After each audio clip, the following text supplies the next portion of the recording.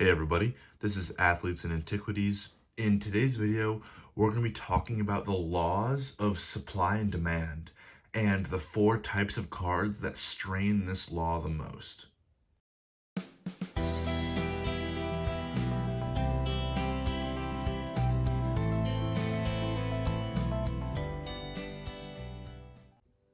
So the title of this video isn't completely accurate, as the law of supply and demand cannot really break.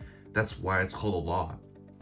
But while we cannot break it, I'd like to show some cards that push supply and demand to its extremes in each direction. So I'm gonna take these cards off for a second, and I'm gonna put on this little graph here. So this graph, and very beautiful, it took me about 1 minute to draw, but we can put these 2 metrics on a coordinate plane to create a map. And on this map, any card ever printed can fall.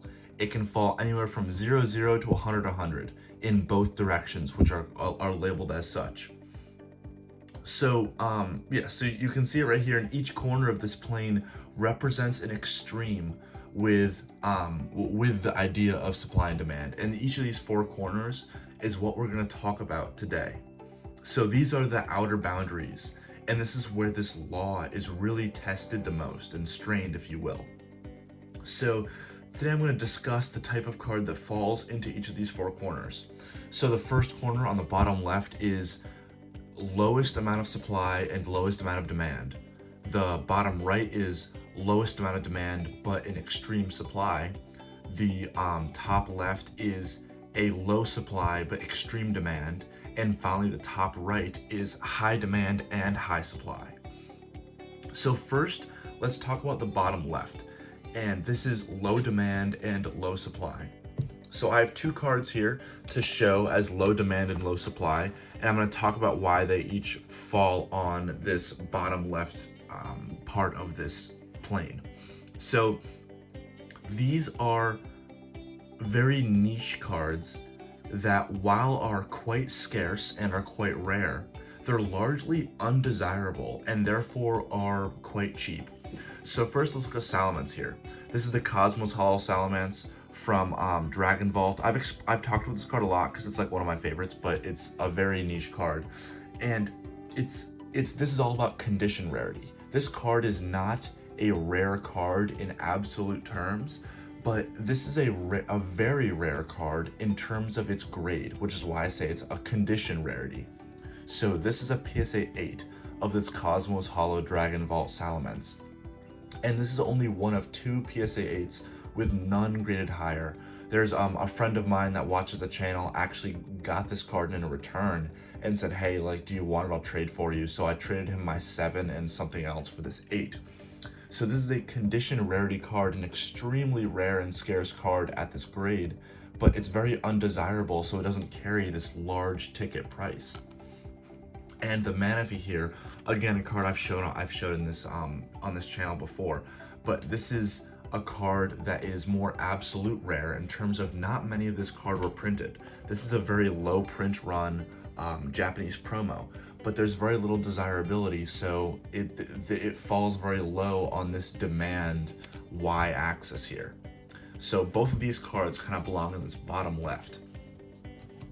And the next thing I want to talk about is the bottom right, which is low demand and high supply.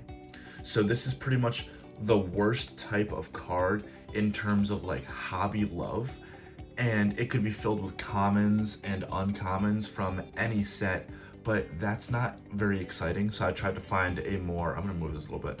I tried to find a more interesting card to put in this category, because I could just put any common from any set, but that's no fun. So the chase card, or I guess the more interesting card I want to talk about, is the Machamp. This is from an unlimited Machamp from the starter deck. And the reason why this is very high supply but very low demand is everyone had multiple of these as a kid, and therefore extremely abundant, because these were featured in the starter deck for base set that basically every parent got their kid to start off. This was just the free card in that, and there are thousands and thousands and thousands of these. So So not many people want them due to them being essentially a participation trophy from the most produced set of all time. I have 5 of these here that I didn't even intentionally accumulate. It just kind of happened from buying collections, and I don't buy collections very often, so I don't really have 5 of any card, but just cards like this, you just kind of, they just pick up. They just, it's like sand. It just kind of, it's everywhere, you know? So that can be put in the low demand, high supply category. There's plenty of cards that could fall in there. That's just the card I wanted to show you today for that example. And the next one is high demand and high supply. So this is the top right, the 100, and the card that I'm going to show you for this is Ancient Mew. So these cards are hobby staples. They're the hobby sweethearts. Everybody has them, but everybody loves them. And I'm using Ancient Mew as my example because it is arguably the most printed holo card of all time. I'll say that again because it could be a hot take, and if you disagree with it, let me know. I'm excluding commons and stuff, but I think the Ancient Mew is the most produced card that has a holo pattern of all time. I can't think of a single card, a single holo card that is more abundant than Ancient Mew. But it's so beautiful and it's so unique that the hobby just can't get enough of them. This is a stunning card. Despite it being so common, it is one of the most stunning cards ever printed. And therefore, it's the hobby sweetheart. Everyone loves it. There's not many avid Ancient Mew haters out there, and I certainly haven't met one yet. But I'm gonna put a few more examples on screen that I just don't have handy to show you. Another example could be something like the Illustration Charizard.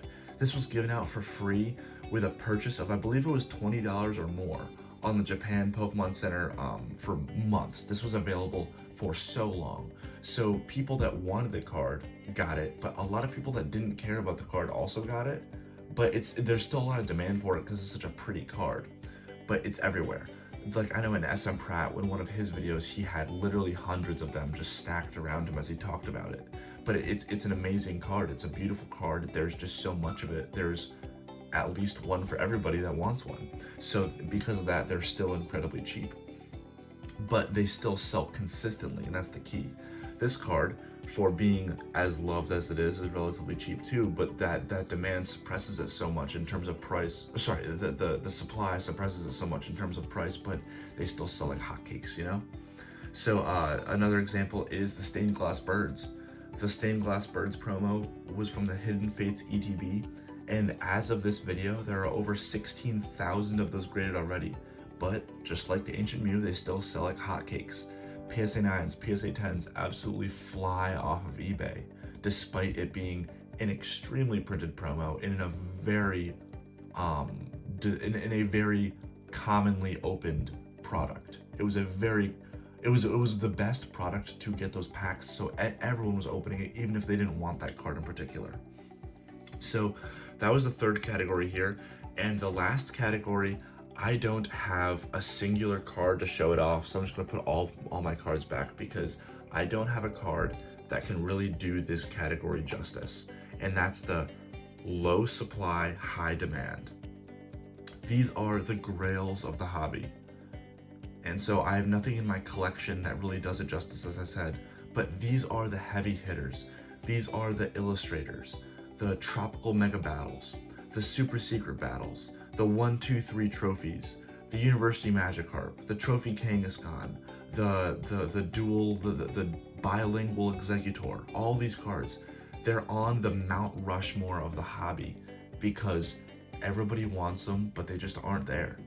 And so like cards like this are pretty much the safest cards to buy. Like, obviously everybody wants them, so emotionally they're the best cards to buy, but they're also safest in terms of if you wanted a card that you thought was relatively stable, these are probably the most stable cards in the hobby, because even if a lot of attention leaves the hobby, those heavy hitter collectors are still going to desire it. That price point can still stay strong despite a downturn. As we've seen, a lot of cards have really taken a nosedive, but things like the Illustrator, correct me if I'm wrong, and I very well might be, but I don't think anyone's ever lost money on an Illustrator.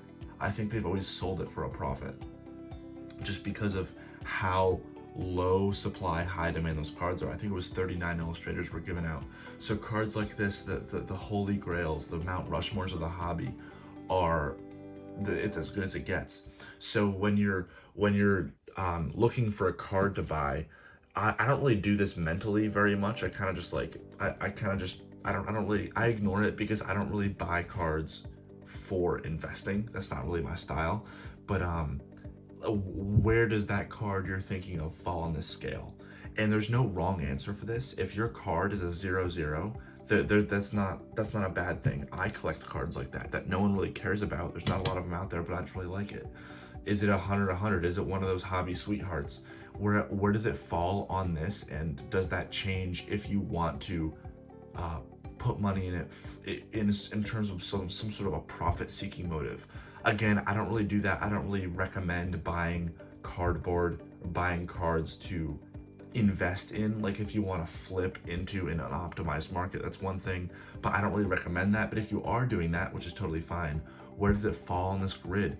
And is it in a quadrant of this grid that gives it a good chance of turning out well for you? Let me know what you think about this. What kind of cards are you going after right now? Do you care about this at all? If you're collecting, it probably doesn't matter too much. But yeah, well, what are the cards that you're pursuing fall on this? I'd love to hear about it. Thanks. Bye.